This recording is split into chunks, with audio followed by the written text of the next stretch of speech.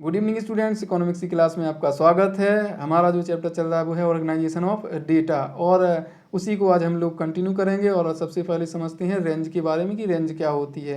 Range is defined as the difference between the largest and the smallest item in a distribution. किसी भी distribution में जो सबसे बड़ी वैल्यू होती है यानी लार्जेस्ट आइटम और सबसे छोटी वैल्यू होती है स्मॉलेस्ट आइटम, उनके बीच का जो अंतर होता है वही क्या कहलाता है, रेंज कहलाता है। इसको हम एक एग्जांपल के माध्यम से समझ सकते हैं। एक एग्जाम में जिसका पूर्णांक कितना था यानी मैक्सिमम मार्क्स थे 100 विद्यार्थी एग्जाम देते हैं और वो सब्जेक्ट क्या है, इकोनॉमिक्स है, बिल्कुल सही। तो उसमें सबसे ज़्यादा मार्क्स प्राप्त करने वाले विद्यार्थी के जो मार्क्स आते हैं वो 95 आते हैं और सबसे कम मार्क्स पाने वाले विद्यार्थी है जो उसके मार्क्स आते हैं 45। कितने आते हैं, बिल्कुल सही 45। तो हम लोग अब रेंज का पता करेंगे तो इसमें से ये लार्जेस्ट आइटम्स है और ये कौन सा है, स्मॉलेस्ट आइटम्स है। इसी को हम लोग ऑब्जर्वेशन भी बोलते हैं। तो ये लार्जेस्ट ऑब्जर्वेशन है, ये स्मॉलेस्ट ऑब्जर्वेशन है। तो इसका जो डिफरेंस होगा बिल्कुल सही कितने के बराबर आएगा, ये आएगा 50 के बराबर आ जाएगा, 50 आ जाएगा।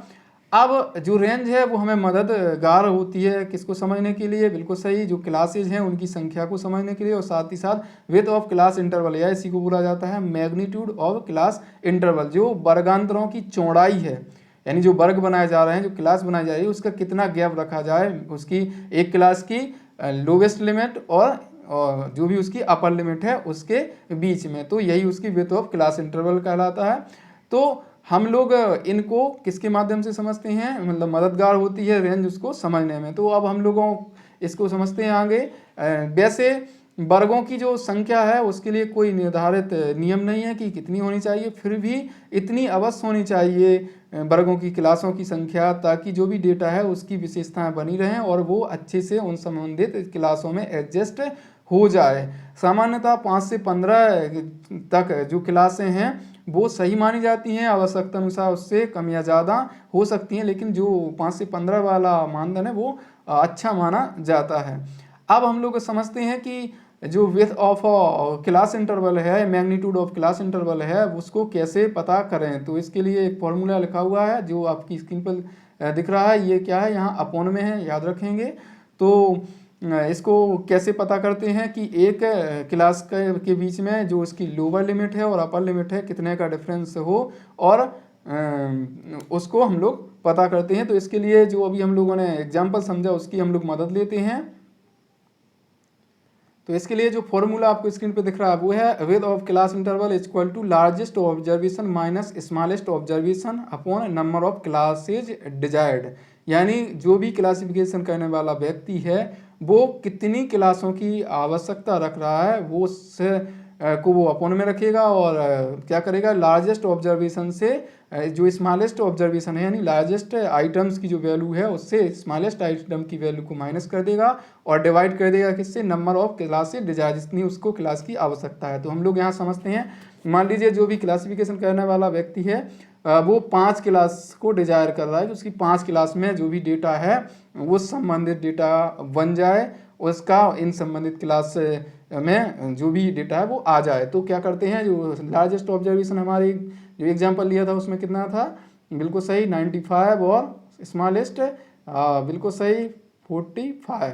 तो क्या करते हैं, अब हम लोग इसको पता कर सकते हैं, क्या करेंगे 95 से 45 माइनस कर देंगे तो ये हमें प्राप्त हो जाएगा 50 के बराबर और डिवाइड कर देंगे क्योंकि हमें कितने क्लास की आवश्यकता है, 5 की, तो ये आपका 10 के बराबर क्या आ जाएगा, चौड़ाई प्राप्त हो जाएगी हमें किसकी, वर्ग जो भी क्लास इंटरवल है उसकी, वर्गांतर जिसे बोलते हैं हिंदी में, उसकी हमें चौड़ाई का पता चल जाएगा। यानी अब रेंज के माध्यम से जो स्मॉलेस्ट वैल्यू है उससे उसको भी आ जाना चाहिए आपके क्लासेज में और जो लार्जेस्ट वैल्यू है वो भी आना चाहिए। तो इस तरह से क्या बनाना चाहिए, क्लास बनाए जाने चाहिए। तो इस प्रकार हम लोगों ने समझा किसके बारे में, बिल्कुल कि जो चौड़ाई है वर्गांतर की क्लास इंटरवल की वो कितनी होनी चाहिए, तो वो हमें संबंधित डेटा के अकॉर्डिंग रखनी चाहिए, उसके हिसाब से डिजायर करनी चाहिए। अब हम लोग समझ लेते हैं equal and unequal class interval series, यानी जो समान एक क्लास इंटरवल वाली सीरीज और असमान क्लास इंटरवल वाली सीरीज। तो जो भी क्लासेज हैं उनमें अंतर अगर सभी में समान है, सभी क्लासों में, तो वो समान एक अंतर वाली क्लास कहलाएगी, और अगर उसमें अंतर है क्लासों में तो वो असमान अंतर वाली क्लास कहलाएंगी। तो उसी को हम लोग समझ लेते हैं। तो सबसे पहले समझते हैं frequency distribution with equal class interval. जो भी फ्रीक्वेंसी डिस्ट्रीब्यूशन दिया हुआ है यहाँ इस टेबल के माध्यम से आप समझ सकते हैं वो कैसा है, समान क्लास इंटरवल वाला है। और यहाँ पर आप देख सकते हैं कि जो भी क्लास दी हुई है यहाँ पर 1 से लेकर कितनी है, इसमें 5 हैं इस डिस्ट्रीब्यूशन में। तो सब में देखिए आप कितने के बराबर अंतर दिख रहा है आपको, 10 के बराबर। तो इस तरह की जब हर क्लास में अंतर समान हो, यानी 10 से 20 में 10 का, 20 से 30 में, 30 से 40, 40 से 50 और 50 से 60, इस तरह तो हर में 10 का अंतर है। तो ये समान क्लास इंटर वाली डिस्ट्रीब्यूशन है। और अब हम लोग बात कर लेते हैं जो फ्रिक्वेंसी डिस्ट्रीब्यूशन कौन सा है, अनइक्वल क्लास वाला, तो उसको समझते हैं। और frequency distribution with unequal class interval, तो इसमें क्या होता है कि जो भी क्लासेज होती हैं उसमें समान अंतर नहीं पाया जाता है। किसी क्लास के बीच जो गैप होता है उसकी लोअर लिमिट और अपर लिमिट के बीच ज़्यादा होता है और किसी क्लास के बीच में कम होता है। तो हम लोग इसको समझ लेते हैं। यहाँ पर देखिए क्लास इंटरवल लिखा हुआ है, यहाँ फ्रिक्वेंसी है। इसमें पहली क्लास में 0 से 20 तक के जो भी वैल्यूज आएंगी, यानी 20 से कम और 0 से ज़्यादा, तो वो संबंधित क्लास फर्स्ट में रखी जाएंगी। और फिर आप सेकंड में देखते हैं इसमें 20 का अंतर है, इसमें 10 का है, और इसमें भी 10 का है, इसमें 10 का है। इसमें देखिए आप 5 का है, इसमें कितने का है, 5 के इतने का में 5 का है, और इसमें भी 5 का है, इसमें 10 का है, और इसमें 20 का है।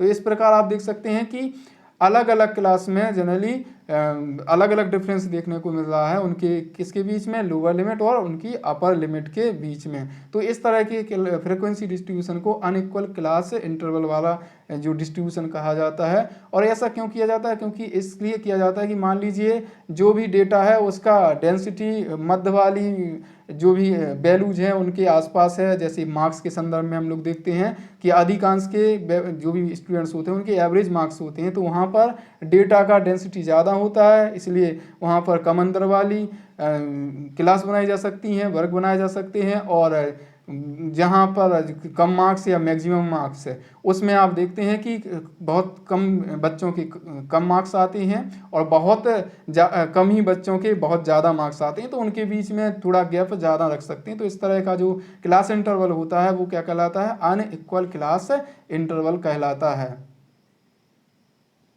अब हम लोग समझते हैं लॉस ऑफ इन्फॉर्मेशन, या इसी को बोला जाता है एरर ऑफ ग्रुपिंग। तो जब जो भी डेटा होता है उसको क्लासेज में रखा जाता है, उनके ग्रुप बनाए जाते हैं, तो ऐसी स्थिति में कुछ जानकारी जो क्या है अलुप्त हो जाती है, क्योंकि जो भी डेटा होता है उसकी वास्तविक वैल्यू होती है वो तो समाप्त हो जाती है क्लासिफिकेशन के बाद। उसको किस वैल्यू के नाम से फिर जाना जाता है, जो भी उसका मिड वैल्यू होती है उस संबंधित ग्रुप की, उसी के बराबर हम लोग मान लेते हैं कि वहाँ पर जो भी सारी वैल्यूज हैं उस संबंधित क्लास में वो किसके बराबर हैं, मिड वैल्यू के बराबर हैं। इसकी वजह से किस चीज़ का लॉस हो जाता है, उसकी वास्तविक जो इन्फॉर्मेशन होती है डेटा की उसका लॉस हो जाता है। तो उसी को हम लोग समझते हैं एग्जाम्पल के माध्यम से। सबसे पहले इसके बारे में समझ लेते हैं कि ये किस प्रकार डिफाइन किया गया है। It occurs when data grouped into different class intervals, जब डेटा को विभिन्न क्लास इंटरवल्स में बांटा जाता है, रखा जाता है, there is a hidden assumption in the process of grouping. जब भी हम लोग ग्रुपिंग करते हैं, वर्ग बनाते हैं, वर्गों में डेटा रखते हैं, तो एक अजम्पशन मान्यता मान के चलते हैं कि दैट ऑल ऑब्जर्वेशन, या उसी को बोलते हैं frequencies corresponding to a particular class interval are equal to mid value of the class interval. ये मान के चलते हैं कि जो भी ऑब्जर्वेशन होंगे उस संबंधित ग्रुप में वो किसके बराबर होंगे, उस संबंधित जो भी क्लास है उसकी मिड वैल्यू के बराबर होंगे। तो ऐसा जब मानते हैं तो उसकी वजह से कुछ जो डेटा है उसकी वास्तविकता जो होती है वो समाप्त हो जाती है। इसको हम लोग एक एग्जाम्पल के माध्यम से समझ लेते हैं। आपको स्क्रीन पे एग्जांपल दिख रहा है, यहाँ देखते हैं। सपोज क्लास, ये क्लास है और वो कितने के बराबर, उसकी लोअर लिमिट कितनी है 30 और अपर लिमिट कितनी है 40। कंटेन 6 वैल्यू, यानी इस क्लास में 6 वैल्यू को रखा जाता है। ये किसी के मार्क्स हो सकते हैं। मान लीजिए इकोनॉमिक्स में जो हाफ ईयरली में 50 मार्क्स का एक पेपर होता है, उसमें से ये बच्चे स्टूडेंट्स इस तरह से मार्क्स प्राप्त कर रहे हैं। When such data is a grouped, यानी जो 6 वैल्यू हैं वो कौन कौन है, 32, 34, 35, 36, 38 और 39 हैं। जब इनको क्या किया जाता है, ग्रुप किया जाता है एक क्लास के रूप में, और वो किस में रखा जाता है, 30 से 40 के बीच में, then individual value have no significance. तब ये जो इंडिविजुअल वैल्यू हैं अलग अलग, जैसे 32, 34, 35, 36, 38 और 39, ये अपनी पहचान खो देती हैं, और वहाँ केवल क्या मान लिया जाता है कि सबका जो भी मार्क्स हैं, मतलब इस तरह की वैल्यू है, वो कितने के बराबर हैं, 35 के बराबर हैं, क्योंकि इस संबंधित जो भी ग्रुप है इसकी मिड वैल्यू कितने के बराबर होगी, बिल्कुल सही 35 के बराबर होगी। क्योंकि क्या करेंगे हम लोग मिड वैल्यू का पता करने के लिए, यानी जो लार्जेस्ट आइटम है और स्मॉलेस्ट मतलब अपर लिमिट है उस संबंधित क्लास की, और लोअर लिमिट, इन दोनों को जोड़ के उस किससे डिवाइड कर देते हैं, बिल्कुल सही 2 से, यानी यहाँ पर 30 और 40 को जोड़कर ये आ जाएगा आपका 70, और किससे डिवाइड कर देंगे 2 से, तो जो भी मिड वैल्यू होगी वो 35 के बराबर प्राप्त हो जाएगी। तो ये मान के चलेंगे कि 35 के बराबर ही इससे संबंधित जो भी वैल्यू हैं वो हो जाएंगी क्लासिफिकेशन के बाद। तो इनकी जो वास्तविक पहचान है वो क्या हो जाएगी, समाप्त हो जाएगी। बिल्कुल सही, क्यों हो जाएगी समाप्त, क्योंकि अब हम पता नहीं कर सकते बाद में कि हमें डेटा दिया है उसमें मिड वैल्यू लिखा है और उसके सामने फ्रिक्वेंसी लिखी है कि उस मिड वैल्यू 35 जो भी क्लास है उसका 35 मिड वैल्यू है, उसके सामने फ्रिक्वेंसी कितने के बराबर लिख दिया, 6 के बराबर, और ये मान लिया कि 6 के बराबर ही सभी जो वैल्यूज हैं वो कितने के बराबर रख रही हैं, 35 के बराबर रख रही हैं। Have no significance and only frequency that 6 recorded as not their actual value, उनकी एक्चुअल वैल्यू नहीं रह पाएगी। All value in the class ये resume to be equal to the middle value 35 of the class marks class interval, यानी सभी values को कितने के बराबर मान लेंगे हम लोग, 35 के बराबर। क्योंकि जब फ्रिक्वेंसी का इस तरह आप टेबल बनाएंगे और यहाँ पर मान लीजिए या तो ग्रुप लिखा है या सीधे मिड वैल्यू लिखा है, तो मिड वैल्यू ठीक है, वैल्यू लिखा है, यहाँ पर फ्रिक्वेंसी उसकी दी है, तो यहाँ पर 6 लिखा, तो अब हम ये थोड़ी पता कर सकेंगे कि 35 की जो फ्रिक्वेंसी 6 है उसमें इस तरह की वैल्यू थी। केवल ये मानेंगे कि जो सभी 6 बार आई है वैल्यू वो कितने के बराबर हैं, हर वैल्यू 35 के बराबर है। तो इन्हीं को हम लोग क्लास मार्क्स बोलते हैं जो मिड वैल्यू है, और इसी को समझ में आया ना, मध्य, हिंदी में से मध्य मूल्य बोलते हैं, तो उसके बराबर हो जाता है। तो ऐसी स्थिति में हम कहते हैं कि कुछ सूचना की हानि होती है। अब हम लोग समझते हैं वाइब्रेट फ्रिक्वेंसी डिस्ट्रीब्यूशन को। तो ये क्या होता है उसको जानते हैं। When the data is classified on the basis of 2 variable the distribution is known as bivariate frequency distribution. जब डेटा को 2 वेरिएबल के आधार पर क्लासीफाई किया जाता है तो ऐसे क्लासिफिकेशन को क्या कहा जाता है, बिल्कुल सही वाइब्रेट फ्रिक्वेंसी डिस्ट्रीब्यूशन। दो चर बारंबारता जो भी बंटन होता है, आवंटन होता है, उस को इस तरह से कहा जाता है। अब हम लोग बात करते हैं कि एग्जाम्पल के लिए जैसे कौन कौन से 2 वेरिएबल हो सकते हैं, बिल्कुल हो सकते हैं। जैसे किसी के वेट के आधार पर, लंबाई के आधार पर हो सकता है, हाइट के आधार पर, और दूसरा इस तरह से हो सकता है कि इकोनॉमिक्स में मार्क्स और मैथमेटिक्स में मार्क्स या और अन्य सब्जेक्ट में मार्क्स, दो वेरिएबल यहाँ ले सकते हैं। तो यहाँ पर जो एग्जाम्पल लिया हमने, यहाँ पर 2 वेरिएबल, एक तो है इकोनॉमिक्स के मार्क्स और दूसरा कौन सा है, मैथमेटिक्स के मार्क्स। तो इसको हम लोग एक क्वेश्चन के माध्यम से समझते हैं। तो जो आपको स्क्रीन पे दिख रहा है, सबसे पहले क्वेश्चन को समझ लेते हैं। ये क्या है, the following data show the marks of 10 student in mathematics and economics construct की वाइब्रेट फ्रिक्वेंसी डिस्ट्रीब्यूशन। जो भी हमें डेटा दिया हुआ है, नीचे आप टेबल देख रहे हैं, उसमें उसके बेसिस पे जो 10 स्टूडेंट्स का, उसके बेसिस पे हमें क्या बनाना है, बिल्कुल सही ये बनाना है वाइब्रेट फ्रिक्वेंसी डिस्ट्रीब्यूशन। तो आप देख सकते हैं इसमें ये आपका डेटा दिया हुआ है, ये ऊपर में दिया हुआ है मार्क्स इन मैथमेटिक्स और नीचे दिया है मार्क्स इन इकोनॉमिक्स। तो ये आप देख सकते हैं, ये इस तरह से ये स्टूडेंट्स हैं, अलग अलग स्टूडेंट्स के, मान लीजिए ये इस वाले स्टूडेंट्स के इसमें इतने मार्क्स आ रहे हैं, इस तरह से आप प्राप्त मतलब उसने किए हैं। अब हम लोग इसको वाइब्रेट फ्रिक्वेंसी डिस्ट्रीब्यूशन में कन्वर्ट करते हैं कि कैसे बनाते हैं। तो यहाँ पर 52 फर्स्ट आप इसमें देख सकते हैं ऑब्जर्वेशन में कितने हैं, एक 52 हैं और उसी के कितने हैं 60 हैं, दूसरे के एक 50 हैं और उसी के कितने हैं, दूसरे वाले के 61 हैं, और भी अन्य आप आगे देख सकते हैं। तो हम लोग समझते हैं इधर जो दिए हुए हैं वो किसके मार्क्स दिए हुए हैं, मैथमेटिक्स के दिए हुए हैं, और इधर किसके मार्क्स दिए हैं, ये दिए हुए हैं इकोनॉमिक्स के। तो सबसे पहली जो भी आपका कॉलम था कौन सा, इस तरह से आप देख सकते हैं, ये वाला कॉलम है। इसमें 52 और 60 के बीच वाला हमें दोनों का, दो वेरिएबल का एक साथ दिखाना है, 52 और 60। तो यहाँ पर हम लोगों ने क्या किया, ये वाली एक टैली मार्क्स लगा दिया, एक टैली मार्क लगा दिया, टैली बार जिसे बोलते हैं, यहाँ पर लगा दिया।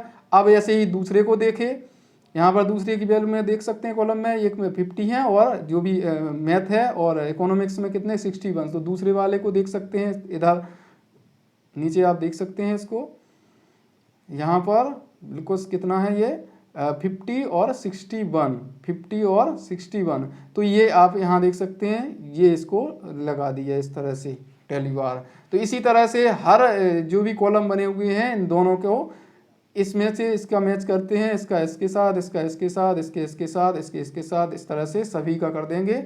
और क्या करेंगे, जो भी यहाँ पर है उसके सामने वो वैल्यू रख देंगे टैली मार्क। जैसे लास्ट में हम लोग देख सकते हैं कि 52 प्राप्त हुआ है और कितना प्राप्त हुआ है इसको 60, मतलब मैथ में उसी को 52 और उसी को कितना प्राप्त हुआ है 60 प्राप्त हुआ है। तो हम 52 और 62, यहाँ पर 52 कितना है ये है और 62 इसमें देख लेते हैं कहाँ पर है, 52 ये है और 62 ये है। तो यहाँ दोनों के बीच में यहाँ पर ये वैल्यू आ जाएगी।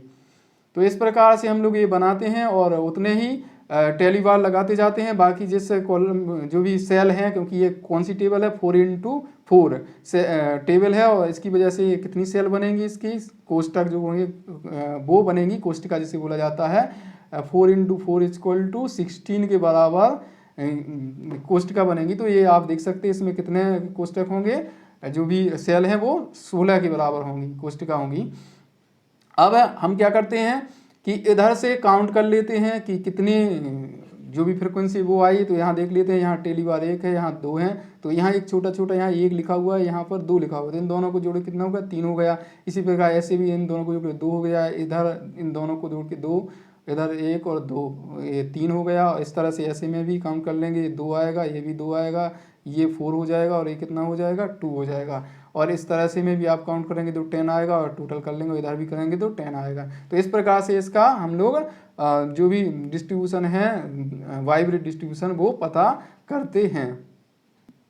अब अगला क्वेश्चन समझते हैं, दिया हुआ है एक, following are the marks obtained by 20 student in economics prepare of frequency distribution by taking a class interval of 10 on exclusive basis. यानी एक्सक्लूसिव सीरीज के आधार पर आपको जो 20 स्टूडेंट्स हैं इकोनॉमिक्स में मार्क्स प्राप्त किए हैं, यहाँ पर इकोनॉमिक्स लिखा हुआ है, याद रखेंगे, इकोनॉमिक्स में मार्क्स प्राप्त किए हैं, उनका 10 के बराबर क्लास इंटरवल लेकर एक क्या बनाना है, बिल्कुल सही, फ्रीक्वेंसी डिस्ट्रीब्यूशन बनाना है। तो चलते हैं उसको बनाते हैं। ये जो मार्क्स दिए हुए हैं, इस प्रकार के मार्क्स प्राप्त किए हैं 20 स्टूडेंट्स ने। तो सबसे पहले हमें कितने के अंदर के बराबर लिखना है, सबसे छोटी वैल्यू देख लेते हैं 8 है और सबसे बड़ी वैल्यू यहाँ पर देख लेते हैं, बिल्कुल सही, कितने के बराबर आप देख सकते हैं, यहाँ पर हम ढूंढते हैं 45। तो हमें इस तरह से क्लास बनानी है कि सारी ये छोटी वैल्यू भी आ जाए और बड़ी भी आ जाए और कितने का अंतर बना रहे 10 का। तो अभी हम लोगों ने क्लास बनाना समझा है, तो उसमें देखते हैं सबसे छोटी वैल्यू के लिए इस क्लास में आ जाएगी ये और सबसे बड़ी वैल्यू इसमें आ जाएगी और 10 का गैप लेके, तो इस तरह से हम ये बना सकते हैं। तो 10 का गैप लेके क्लास, तो हमारी कितनी क्लास बनी, 5 क्लास बनी।